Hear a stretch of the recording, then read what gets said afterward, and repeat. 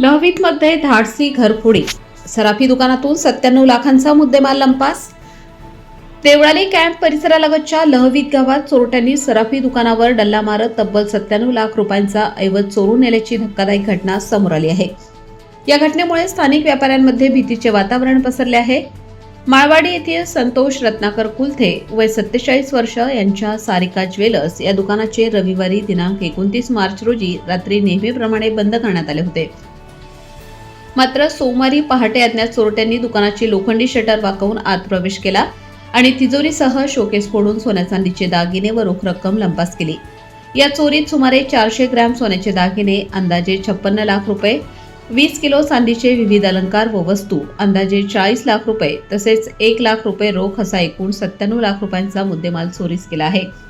घटनेची माहिती मिळताच देवळाली कॅम्प पोलिसांनी घटनास्थळी धाव घेत फॉरेन्सिक पथक, फिंगरप्रिंट तज्ज्ञ व श्वान पथकाच्या मदतीने तपास सुरू केला. मात्र चोरट्यांचा ठोस मागोवा लागलेला नाही. गुन्हे शाखेच्या युनिट क्रमांक 2च्या अधिकाऱ्यांनीही घटनास्थळी भेट देत तपासात सहभाग घेतला आहे. दरम्यान दुकानात सीसीटीव्ही यंत्रणा नसल्याचे समोर आल्याने तपासात अडथळे निर्माण होत आहेत. या प्रकरणी पोलिसांकडून पुढील तपास सुरू असून चोरट्यांचा शोध घेण्याचा प्रयत्न वेगाने सुरू आहेत. चालू घडामोडींच्या अपडेट जाणून घेण्यासाठी आपल्या लोकप्रगती वार्ता चॅनलला सबस्क्राईब जरूर करा.